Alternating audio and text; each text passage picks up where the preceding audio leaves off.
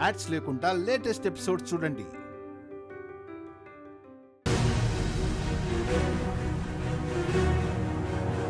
ఇదేంటిది? నా శక్తులేవి పనిచేయడం లేదేంటి? బాబుగా మారి వెళ్ళిపోతామంటే అది కూడా అవ్వడం లేదు. శివాని, శివాని గేట్ డౌన్ చేసి శివాని, శివాని ట్రై చేసి శివాని ప్లీజ్. లేదు త్రిశూల్, అవ్వడం లేదు.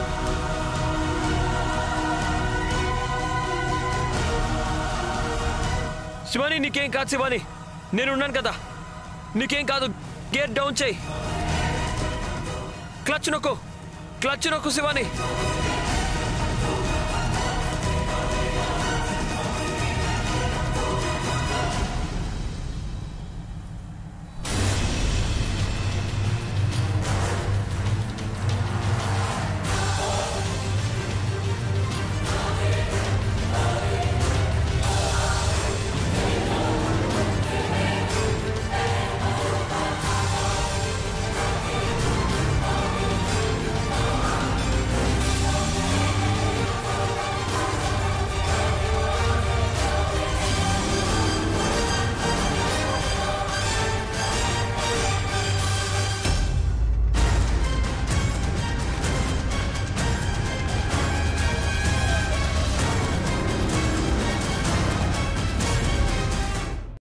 శివాని హ్యాండ్ బ్రేక్ అయినా వేయి శివాని.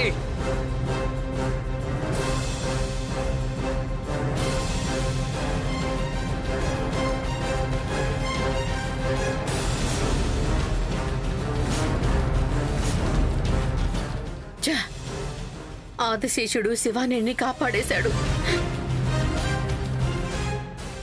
అవకాశం దొరికింది, కానీ నేను ఉపయోగించుకోలేకపోయాను. పర్వాలేదులే, నా ఆదిశేషుడికి ఏమీ అవ్వలేదు కదా, అంతే చాలు. త్రిశూల్, అయ్యో ఏంటిది? రక్తం వస్తుంది కదా. ఒక నిమిషం.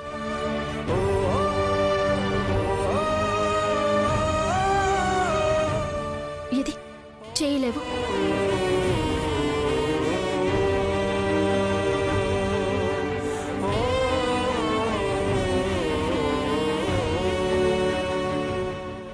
థ్యాంక్స్ శివాని. థ్యాంక్స్ చెప్పింది ఎందుకు కాదు, నువ్వు జీప్ ఆపినందుకు. అది బ్రేక్ ఫెయిల్ అవ్వకపోయి ఉంటే నేను నిన్ను కాపాడేవాడినా, నీకు నా మీద ప్రేమ పుట్టేదా?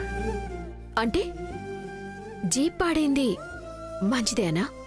అది జరిగింది చెడుకే, కానీ రిజల్ట్ అయితే మంచిదే కదా. నిజం చెప్పు త్రిశూల్, నువ్వు కావాలని ఇదంతా చేసావా? అంటే బండిని పాడు చేసి నన్ను కాపాడినట్టు నాటకవాడావా? నేను పాపమని నేను ఇష్టపడాలని ఇలా చేసావా? అయ్యో శివాని, అలాంటిది మాత్రం ఏం లేదు. నాకైతే ఎందుకు అలాగే అనిపిస్తోంది. నువ్వు కావాలని ఇలా చేసుంటావు. చూడు త్రిశూల్, ఒక్కటి గుర్తుపెట్టుకో, ఈ నాటకాలకి నేను లొంగేదాన్ని కాదు, నిన్ను ప్రేమించను కూడా. శివాని, తీసుకొచ్చావు కదా, తిరిగి తీసుకెళ్ళు. ఒక్కదాన్నే వెళ్తే ఇంట్లో అందరూ ప్రశ్నలు అడుగుతారు. సరే అలాగే, నువ్వు లోపల కూర్చో, నేను బండిని రిపేర్ చేస్తాను.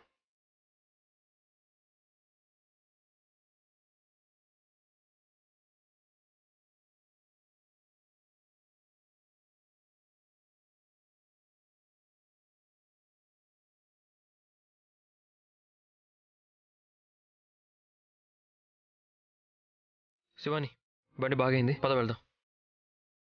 రక్తం కారుతూనే ఉంది, డాక్టర్ దగ్గరికి వెళ్ళి వెళ్దాం.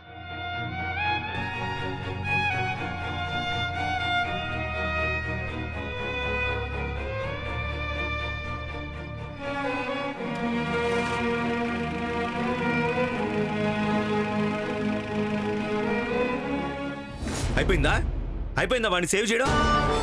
నేను ఓడిపోవడం నీకు బాగా ఇష్టం కదా, నువ్వు నాకు సహాయం చేయడానికి రాలేదు, నన్ను ఓడించడానికే వచ్చావు.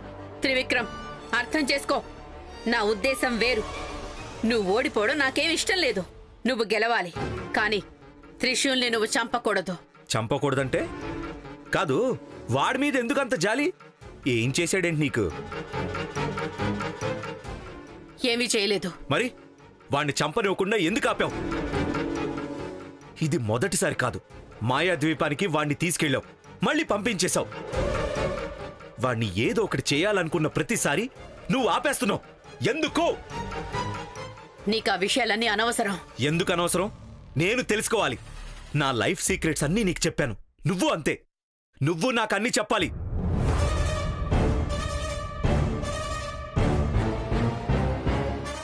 చెప్పు మాయాంగిని.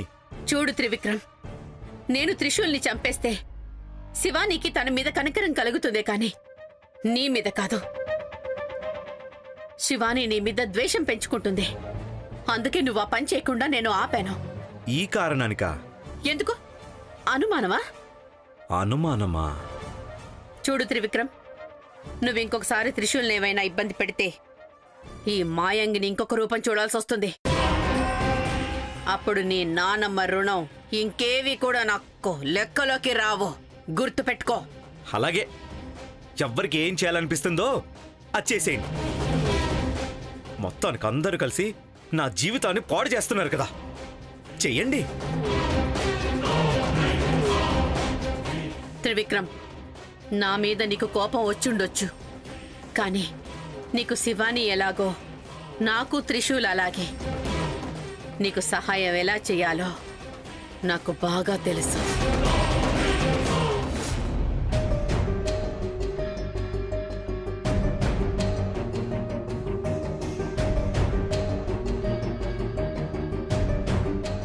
మధుమతి, ఎందుకమ్మా టెన్షన్ పడుతున్నావు? ఏమైంది? అది మరేం లేదమ్మా. త్రిశూల్ శివాని ఎప్పుడొస్తారో మీకేమైనా చెప్పారా? వాళ్ళు గుడికెళ్లారు, వస్తారులే. ఎందుకు? వాళ్ళు ఏవైనా మీకు ఫోన్ చేశారా? అమ్మగారెక్కడా? మామ్ లోపల పనిచేస్తున్నారు. ఎందుకు? త్రిశూల్ నీకు ఫోన్ చేశాడా? ఫోన్ ఎందుకు? డైరెక్ట్గా వచ్చేసాగా.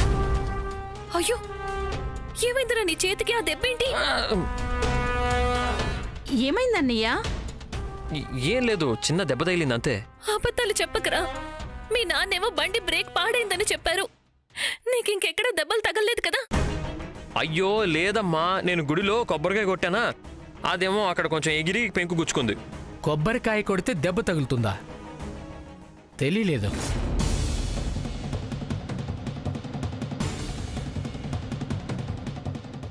శివాని, ఎందుకమ్మా అలా ఉన్నావు? అదే ఏం లేదు, అది జీప్కి ఇలా అంతా జరిగింది కదా, దానివల్ల తను కొంచెం టెన్షన్ పడింది అంతే. అది తప్ప వేరే ఇంకేం లేదు. అంతేగా శివాని?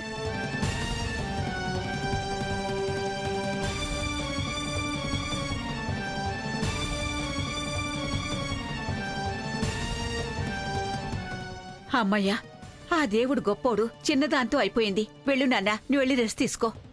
అలాగే. త్రిశూల్,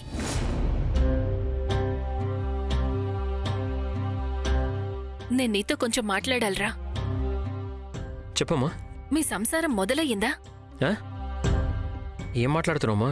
మీ ఇద్దరి మధ్య భార్యాభర్తల సంబంధం ఉందా లేదా? ఉంది. నన్ను నమ్మించడానికి అబద్ధం చెప్పొద్దు. నాతో నువ్వు నిజం చెప్పు. అలాంటిదేం లేదమ్మా. ఏమైనా ఉంటే నీకు ఖచ్చితంగా చెప్తానుగా. నువ్వెందుకు ఇలా అడుగుతున్నావు? మీ ఇద్దరిని చూస్తుంటే నాకు అలా ఏమీ అనిపించడం లేదు.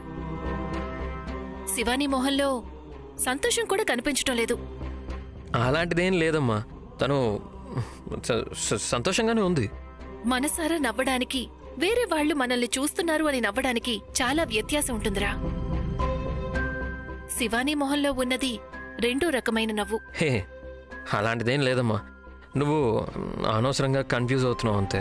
ఊరికే ఏదేదో చెప్పి నన్ను నమ్మించడానికి ప్రయత్నించు. అయ్యో అమ్మా, అలాంటిదేం లేదని చెప్తున్నాను కదా. తనకి నేనంటే ఇష్టం లేకపోతే నాతో గుడికి రావడానికి ఒప్పుకునేదో నువ్వే చెప్పు. చెప్పమ్మా. నిజంగానే మా సంసారం మొదలైపోయింది. నేనెందుకింత అడుగుతున్నానో తెలుసా? స్వామిగారు చెప్పింది నీకు గుర్తుంది కదా? ఈ ఇల్లు నాశనం అవ్వడం నాకిష్టం లేదు త్రిశూల్. అవునమ్మా, నాకు అన్నీ గుర్తున్నాయి. నువ్వేమీ ఆలోచించుకో, హాయిగా ఉండు.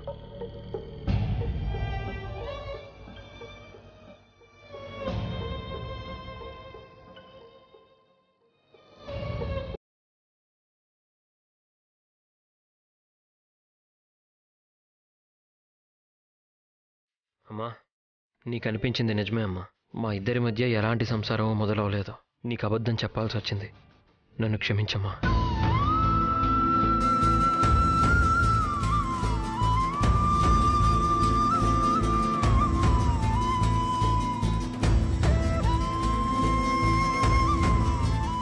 వాళ్ళ సంసారం మొదలయ్యాక కూడా అసలెందుకు ఇలా జరిగింది? ఇంకా ఏమైనా మొక్కులు మొక్కుకున్నానా? ముందవి గుర్తు చేసుకోవాలి. శివాని, శివాని, ఇంట్లో వాళ్ళ ముందు నువ్వు ఎందుకు అలా చేసావు? చూడు, నువ్వు నాతో సరిగ్గా మాట్లాడవు, నా మీద కోపం చూపిస్తున్నావు, అవన్నీ ఓకే. కానీ ఇంట్లో వాళ్ళ ముందు అలా చేయకూడదు ప్లీజ్. ఇప్పుడేమైందని? అమ్మకి మన మీద అనుమానం వచ్చింది. నన్ను ఎన్ని ప్రశ్నలు అడిగిందో తెలుసా? ఏదో చెప్పి మేనేజ్ చేశానంతే. అదేమి నీకు కొత్త పని కాదు కదా. శివాని, నీకు కోపం ఉంటే నా మీద చూపించు, ఇంట్లో వాళ్ళ మీద వద్దు. నన్ను ఇబ్బంది పెట్టడం ఆపుతావు నువ్వు. వేరే మాట అవసరం లేదు నాకు. ఎందుకు శివాని ఇలా పదే పదే బాధ పెట్టేలాగే మాట్లాడుతూ ఉంటావు? ఆ మాట అనాల్సింది నేను. ఆ బాధని అనుభవిస్తుంది నేను. ప్రతిరోజు ప్రతి క్షణం శత్రువుతో ఒక రూంలో ఉన్నాను అనిపిస్తోంది నాకు. శివాని, నేను నీకు శత్రువునా? ప్రేమ మాత్రం కాదు కదా, అర్థం చేసుకో.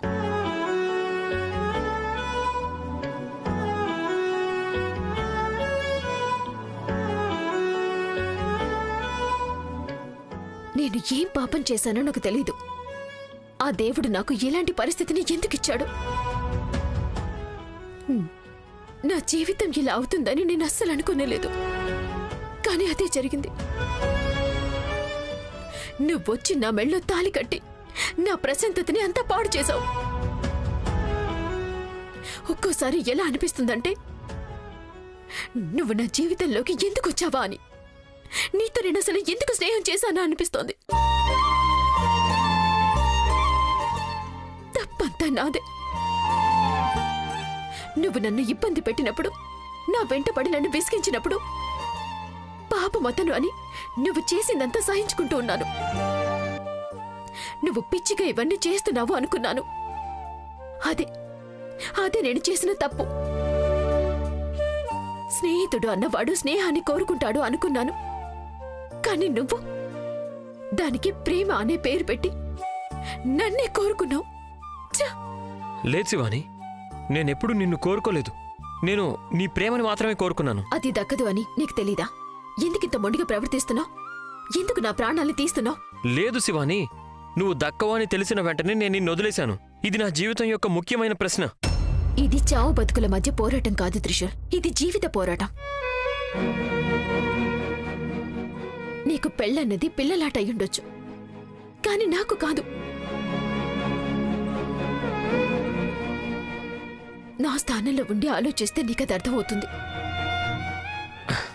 శివాని, నీకు అంత కష్టంగా ఉంటే నేను రూమ్ నుంచి బయటికి వెళ్ళిపోతాను. ప్రయోజనం లేదు. నువ్వు నా జీవితంలో నుంచి బయటికి వెళ్తే అంత బాగుంటుంది.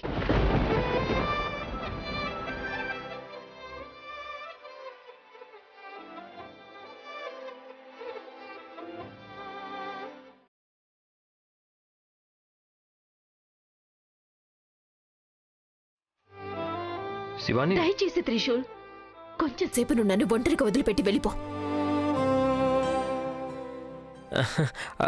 నీ కాళ్ళు పట్టుకుంటాను త్రిశూల్.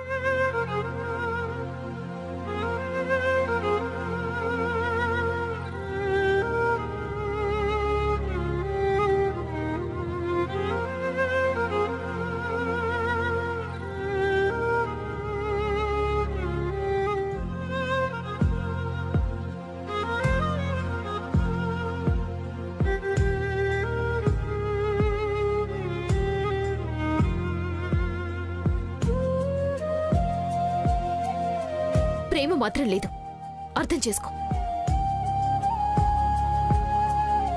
నాకు దీని నుంచి విముక్తినిస్తావా?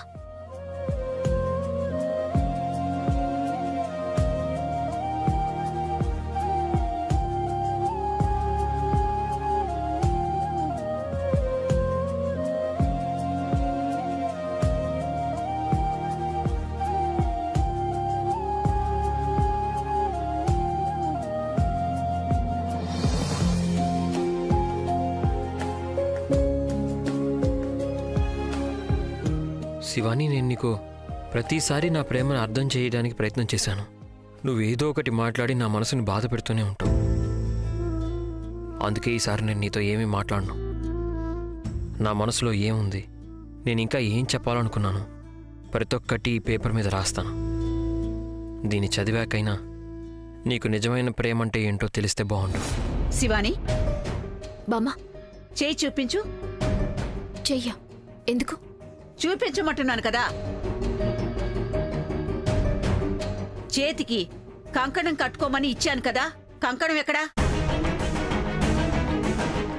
కంకణం కట్టుకోమని ఇచ్చాను కదా. త్రిశూల్తో కట్టించుకుంటానని చెప్పావు కదా. ఎందుకు మర్చిపోయావా? బామ్మ, అది ఎందుకమ్మా మర్చిపోయావు? నేను నీకు చెప్పాను కదా, దీన్ని నువ్వు కట్టుకోకపోతే భర్త ఆయుష్కి నీకు ఇద్దరికీ ఇబ్బంది కలుగుతుందని. నేను కట్టుకుంటాను బామ్మ. నాకు నమ్మకం లేదు. ఏది చెయ్యివు, నేనే కడతాను. బామ్మ, అది ఎందుకు? ఇది కట్టుకోవడం నీకిష్టం లేదా? నీకు త్రిశూల్తో సంసారం చేయడానికి ఇష్టం లేదా? చెప్పు శివాని.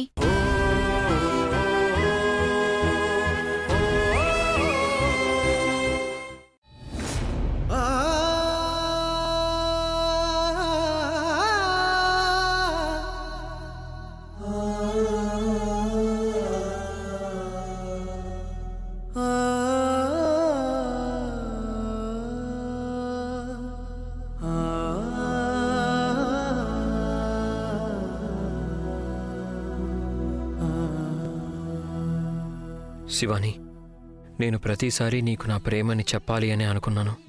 నువ్వు ఏదో ఒకటని నా మనసుని బాధ పెడుతూనే ఉన్నావు. అందుకే ఈసారి ఏమీ మాట్లాడను. నేను చెప్పాలనుకున్న దాన్ని, నా మనసులో ఉన్నదాన్ని ఈ లెటర్లో రాస్తాను. ఈ లెటర్ చదివాక నీకు నా లవ్ ఏంటో అర్థమవుతుంది.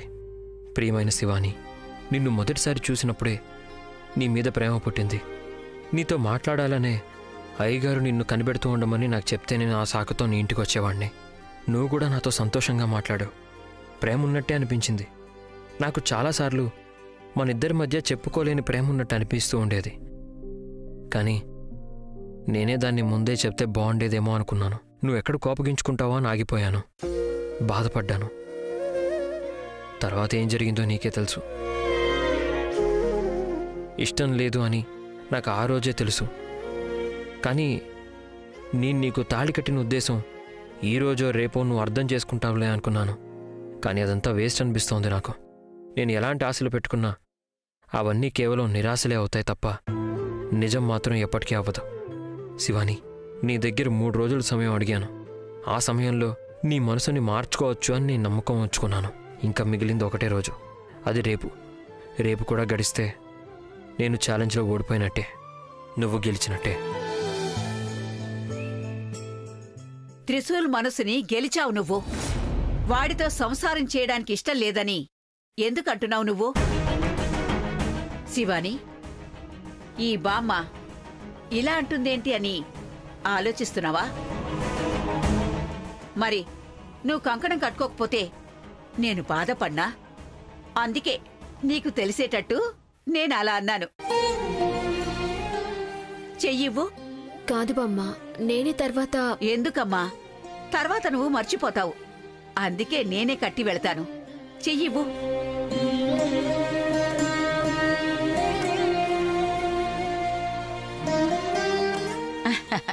చూడు, దీన్ని కట్టాను కదా. నీ భర్త ఆయుష్ సమృద్ధవుతుంది. చూస్తూ ఉండు. శివాని, రేపు గడిచాక నేను నీకు ఇచ్చిన మాటని నిలబెట్టుకోవాలి. నువ్వు నన్ను అడిగినట్టే నీ మెళ్ళో ఉన్న తాళి నుండి నీకు విముక్తి కల్పిస్తాను. ఆ తాళి నుంచి విముక్తి దొరికితే ఈ భూమి నుండే నేను శాశ్వతంగా వెళ్ళిపోయినట్టే. నా ఊపిరాగితే నీ పేరే వస్తుందని అన్నావు కదా, అది మాత్రం జరగనివ్వను. నేను నిన్ను దక్కించుకోలేకపోతే, నీ మనసు నా వైపు వాలకపోతే నేను నీకు ఇంకెప్పుడు కనిపించని స్థలానికి వెళ్ళిపోతాను.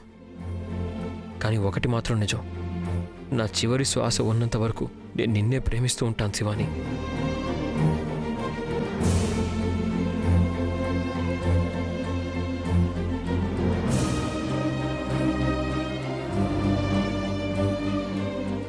నాకిష్టం లేని పెళ్లి, ఇష్టం లేని భర్త, ఏది ఇష్టం లేదు నాకు. కానీ అందరూ పదే పదే అదే మాట్లాడి నన్ను బాధ పెడుతూనే ఉన్నారు. ఛ! ఈ కంకణం కట్టుకుంటే ఆయుష్ వృద్ధి అవుతుందంట. హ! ఏ ఆయుష్ అవసరం లేదు నాకు, ఎవరు ఆయుష్ వద్దు నాకు. లేదు, ఈ కంకణం నా చేతికి అస్సలు ఉండకూడదు.